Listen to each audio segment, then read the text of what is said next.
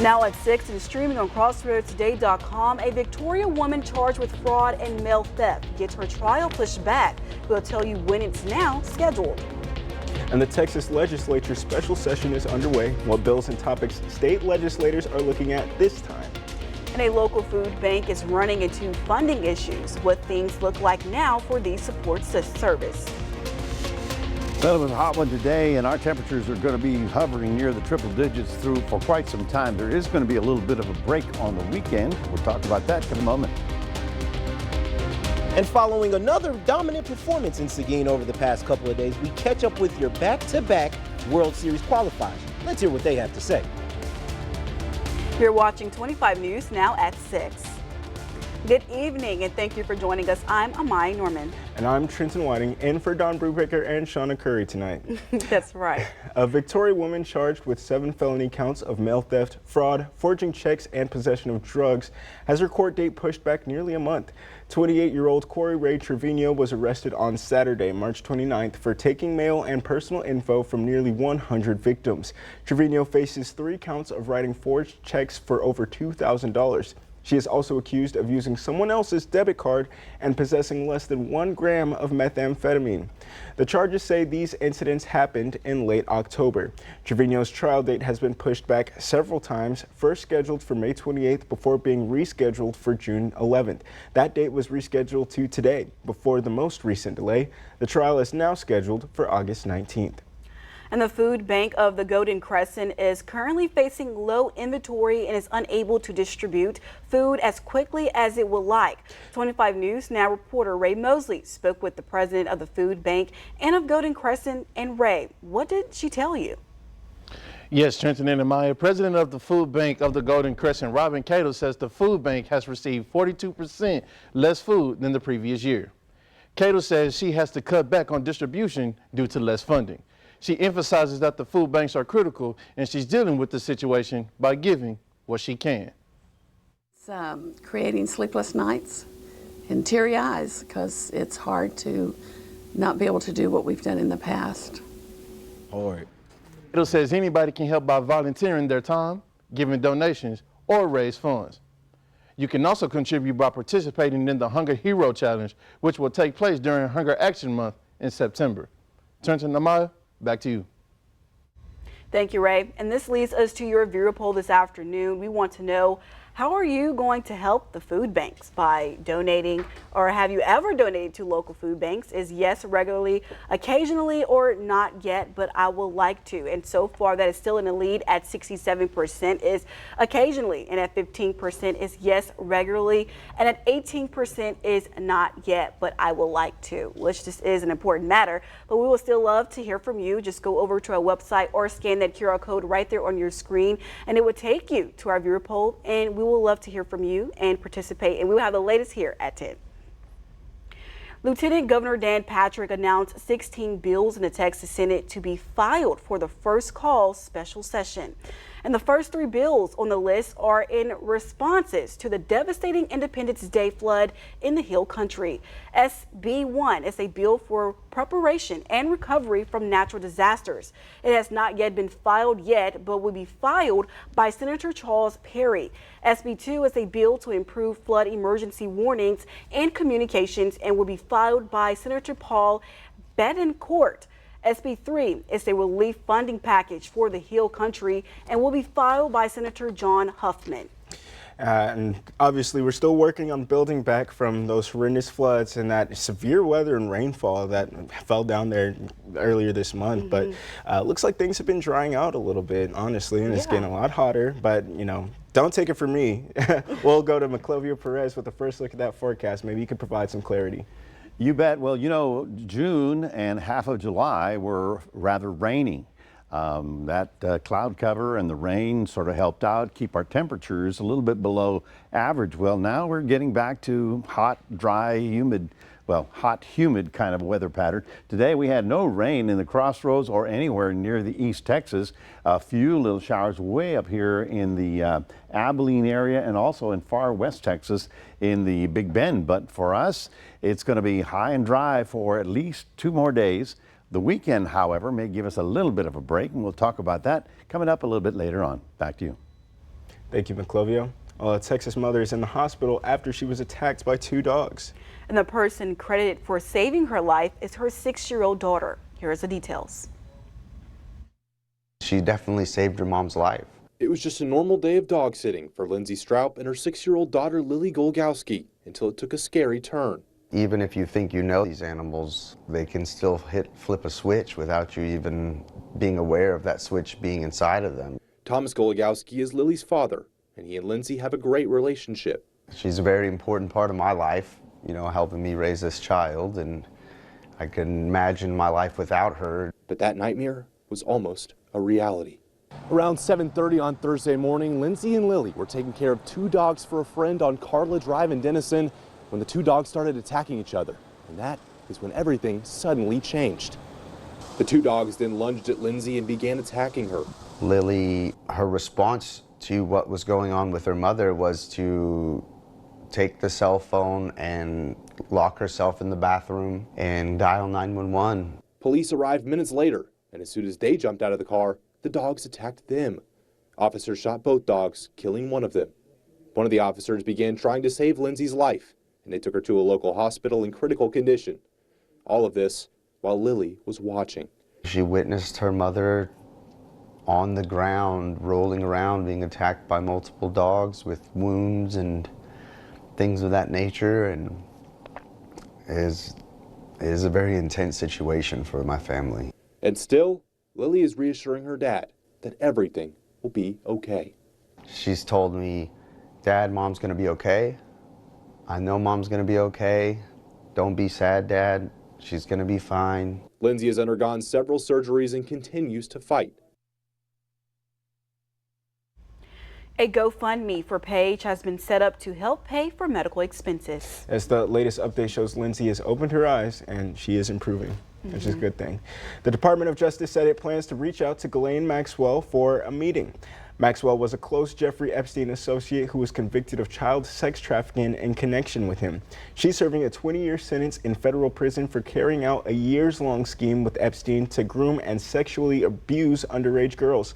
The request for a DOJ meeting comes amid recent calls for Maxwell to testify about Epstein, who died by suicide in jail in 2019 while awaiting his federal trial. It also comes amid increasing backlash over the Trump administration's handling of the Epstein files. Deputy Attorney General Todd Blanche released a statement posted to social media by Attorney General Pam Bondi. It said federal authorities want to hear about any information Maxwell might have about crimes against victims. Also on Tuesday, the federal judge overseeing Maxwell's case is asking for more information before any grand jury transcripts can be revealed. He's given the DOJ until next Tuesday to provide that information. A source close to Maxwell says she opposes any release of grand jury material relating to her and Epstein. Now, Bryan Kohberger will have another chance during his sentencing on Wednesday to explain why he killed 4 Idaho College students in November of 2022. Kohberger change of plea at his hearing on July 2nd spared him the death penalty. He admitted guilty to burglary and first-degree murder. However, the plea agreement offers little insight into a motive. Kohberger will be allowed to address the court at his sentencing. That's the formal opportunity to speak directly to the court before he is sentenced by the judge to life in prison without parole. Kohberger will also forfeit his right to appeal. In addition, the victim grieving families will be able to give impact statements. Well, heavy metal icon Ozzy Osbourne has died at age 76. On social media, the British rocker's family said he died Tuesday morning surrounded by his loving family. A cause of death was not revealed. Osbourne launched his career as the frontman of the band that would become Black Sabbath in 1968, and he later went solo. He was famed for his outrageous antics on stage, including biting the head off a bat, as well as his substance abuse. Osbourne was respected by the rock establishment, but he was reviled by the religious right, who believed him to be a devil worshiper. He was known by the monikers the Prince of Darkness and the Godfather of heavy metal. Osbourne had a second career as a reality TV star with his family on the show The Osbournes in the 2000s. He revealed in 2020 he had been diagnosed with Parkinson's disease. Osbourne's passing comes just weeks after he performed with Black Sabbath in England in what was billed as his farewell show. Our U.S. Rep. Monica De La Cruz filed legislation Monday that would revamp a temporary worker program to help ease farm labor shortages. To read this full Texas Tribune article, visit our website, crossroadstoday.com. And don't miss episode 14 of Let's Grow Texas Ag. Catch it on KMOL Wednesday at 6:30 p.m.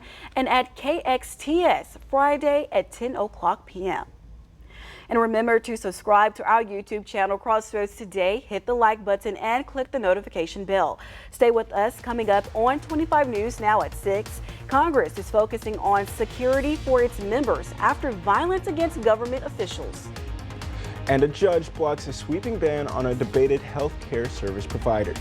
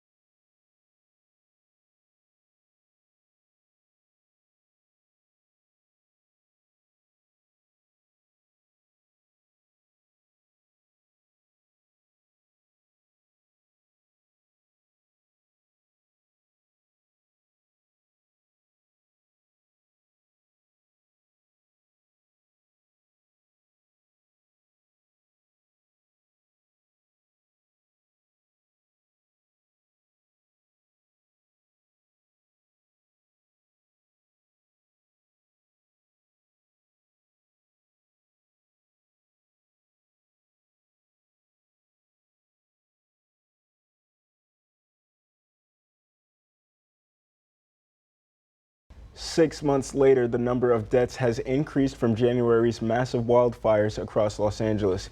Tuesday, the county medical examiner announced the death toll has risen to 31. The update comes after a human body was found in Altadena. No details were given on what led investigators to this discovery. In total, 19 people died in the Eaton fire and 12 in the Palisades fire. Police officers in North Texas are being praised for their quick response after a fire broke out early Monday. Caroline Vandergriff reports. Racing straight towards the fire. Police!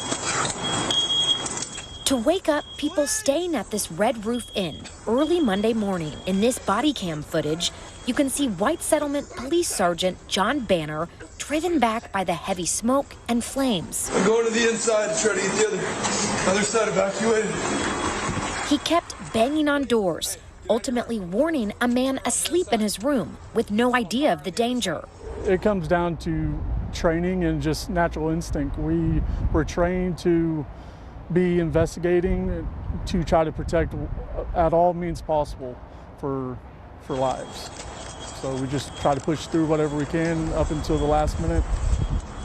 So we try to do as much as we can until fire department can get here. Officer Wesley Gregory got to the scene just after Sergeant Banner and jumped in to help evacuate people. Everybody out? He says he never thought about his own safety. Doesn't really cross my mind, to be honest with you. The first thing that crossed my mind is when I see a fire, is trying to get everybody in rooms awake and out. Firefighters got there almost 10 minutes after the officers. They were able to get the fire under control quickly with the help of neighboring departments.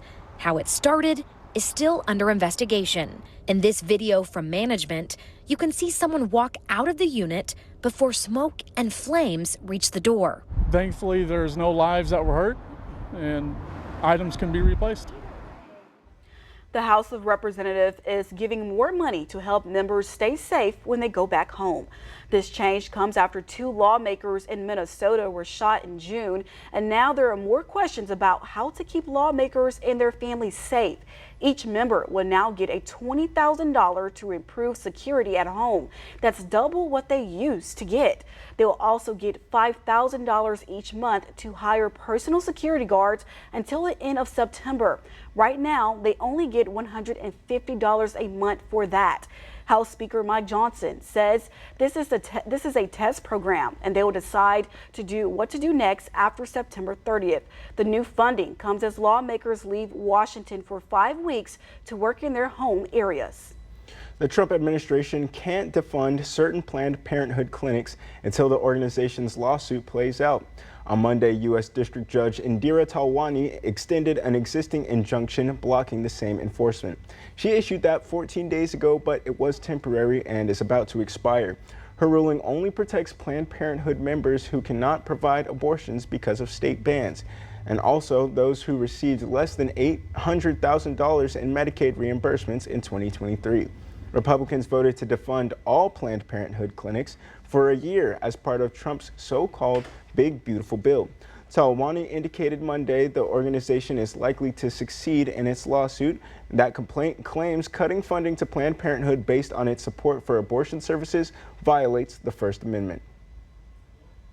Well, good afternoon, everyone. We're looking at 93 degrees. It was pretty toasty out there. It got up to 96. The heat index was at 108. I saw that. That actually is not that far off of our average temperature this time of year because it's July and it gets pretty hot. Now, the hot weather will be with us for quite some time, probably about 2 weeks, but there will be a little bit of a break coming in this weekend. We'll talk about that coming up in a moment.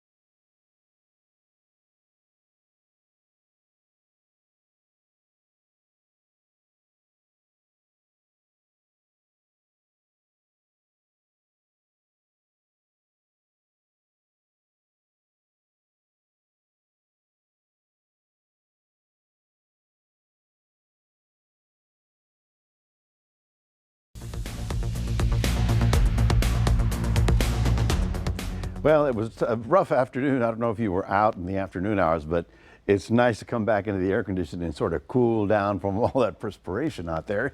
The heat is definitely with us for quite some time. Crossroads in East Texas, nobody got any kind of clouds or rain over the area, just wall-to-wall sunshine. There was a few clouds here in the Abilene area and out over the Sanderson area. That's the Big Bend.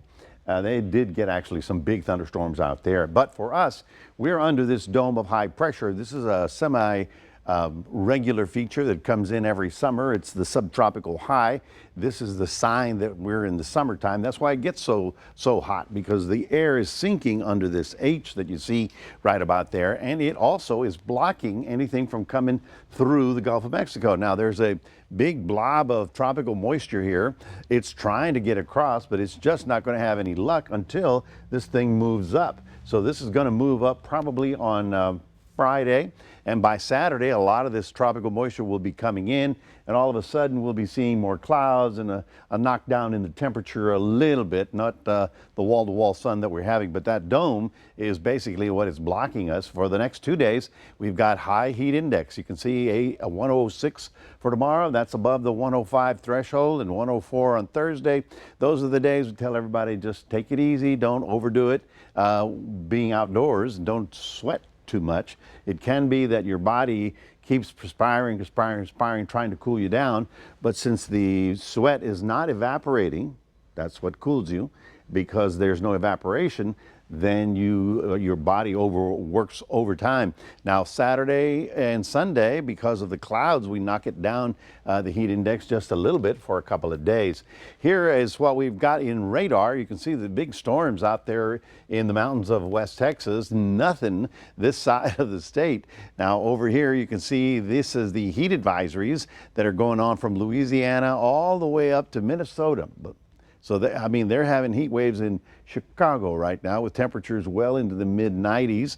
And then right here, this is extreme heat with humidity as well. So it's not just us, it's pretty much all of the southern part of the state. And I'm waiting for the dome to actually move up another couple, maybe 300 miles. Then that would open up the tropical door for us. So we look at Future Tracker. Anybody going to get rain tomorrow? Well, here's Wednesday, and you can see far west Texas, not us. Thursday, far west Texas, not us. But as we get to Saturday, you can see a few little showers popping around. So no, I don't think you're going to complain. It'll be nice to see a little cloud, maybe a little rain, and it might even temporarily cool you down. So we'll hope for that as we get to the weekend. Other than that, temperatures stay quite warm. Tomorrow we're looking at almost excuse me, almost 100 degrees. We're looking at 95 down in the Port Lavaca area, wall-to-wall sunshine. Cuero, you're getting up to 96. Yeah, it's, you know, I know you got to get back out in the field now that the dirt is drying up a little bit, but it's going to be rather hard to get out there early morning, late afternoon, probably better. Hot, and then hopefully a sprinkle or two possible as we get to the weekend. And then next week, we're looking for hot once again. That's your 7-day forecast, reminding everybody we do have a QR code. Love for you to scan that, put Crossroads Today on your phone. And we'll toss it back to Trenton. Well, like Mike said, it's going to be hot out there. Yes. I mean, you know, I feel bad for all those those athletes that are going to be out there. So, Ray, let us know what they're going to be doing out in that hot weather. Hopefully winning the World Series. Your reigning senior Little League Southwest Regional State champs are back in Victoria, just ahead of their trip to the World Series in South Carolina. Hear their excitement and more coming up in sports.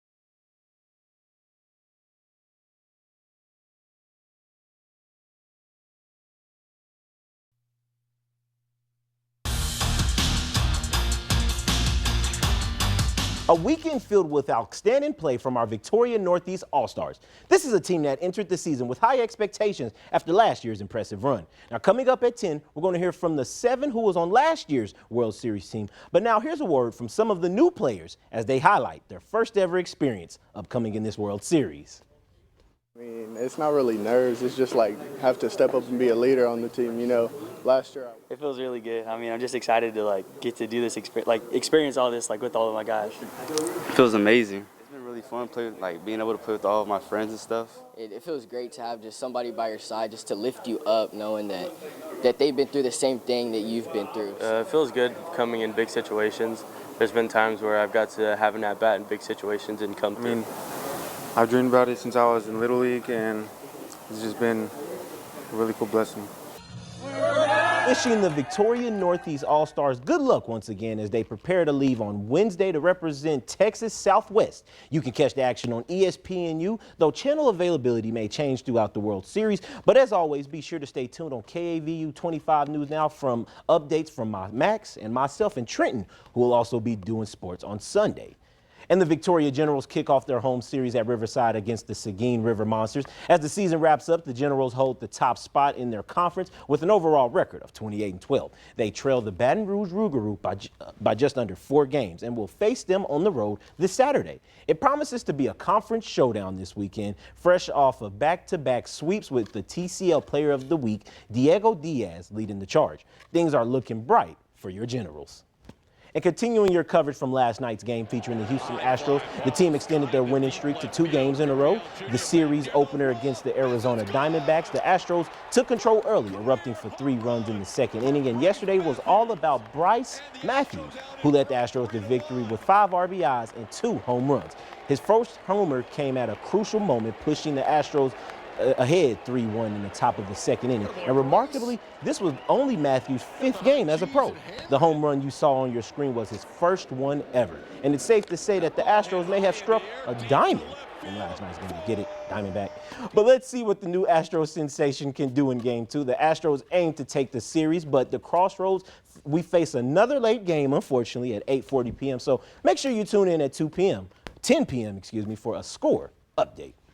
And the Texas Rangers look to take the series in Game 2 as they host the Oakland A's. Yesterday's victory saw the Rangers win with a final score of 7-2, fueled by 2 home runs, each from Josh Jung and Michael Hellman. Can the Rangers hitters deliver more power tonight? First pitch is at 7:05. And on the injury front, Chris Martin and Nathan Eovaldi are listed as day-to-day. But that does it for your sports. Amaya and Trenton. Thank you, Ray, for the sports knowledge.